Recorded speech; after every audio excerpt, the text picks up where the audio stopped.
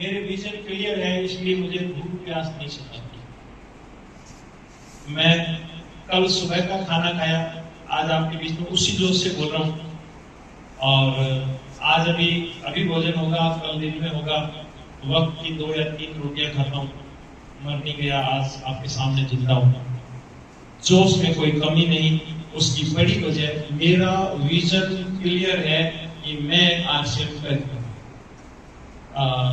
मेरी स्टोरी, मेरा दोस्त मेरे पास में बार बार आता, प्लान लेकर आता, प्लान समझ में नहीं आता। वो बताता है गोले गोले बनाता, मेरे कहानी समझ में नहीं आती।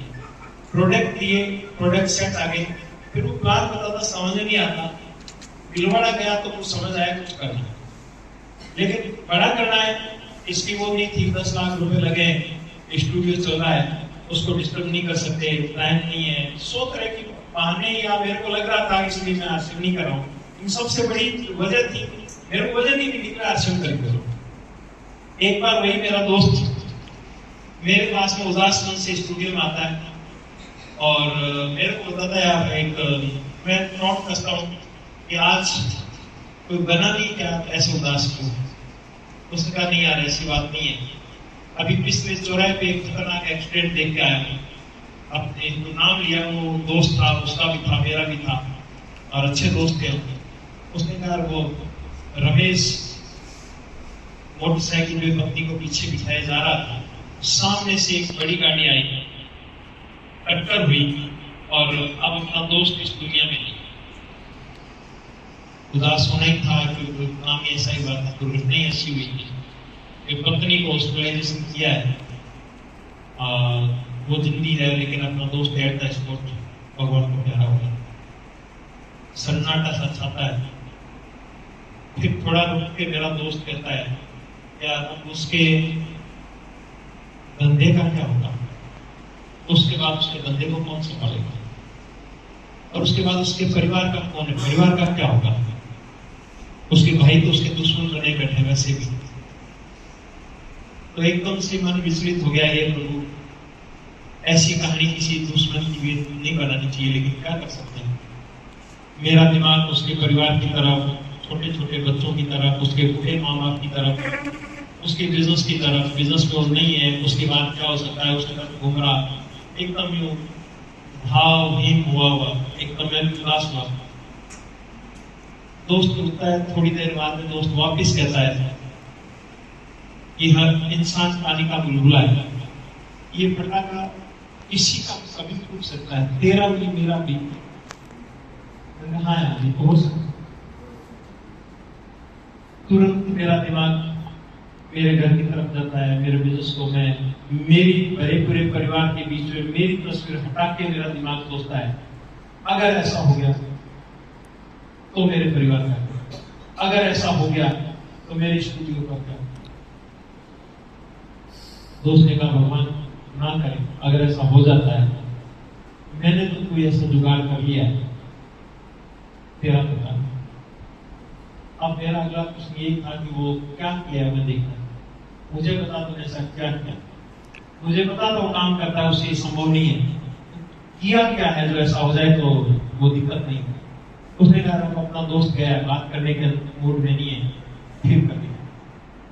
और वो उदास मन से स्टूडियो से निकलता है, और मेरा भी मन नहीं लगता है, मैं भी स्टूडियो मुगल करके घर आ जाता हूँ। उदास मन से घर आता हूँ, पत्नी भी बात करती, क्या हुआ, सब ठीक ठाक है, जल्दी कैसे आ, उदास कैसे हो?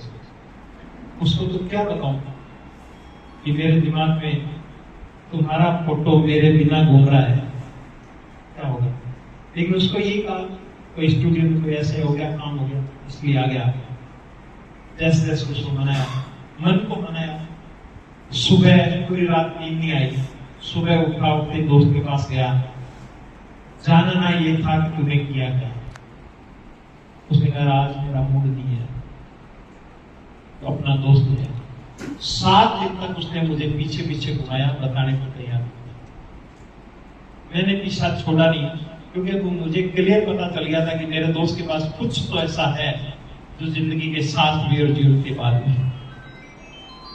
LIC में वो भी विश्वास नहीं करता था, मैं भी विश्वास नहीं करता था, मेरे काम तो कुछ और है। 8वें दिन गया, जिद की, उसने कहा यार तू देखना नहीं चाहेगा, मैं जो बात कहूँ तू सुनना नहीं चाहेगा। मैंने कहा मैं हर हाल में सुनना चाहूंगा, तेरा जो काम है मैं हर हाल में जानना चाहूंगा, और संभव हुआ तो मैं उसको करना चाहूंगा।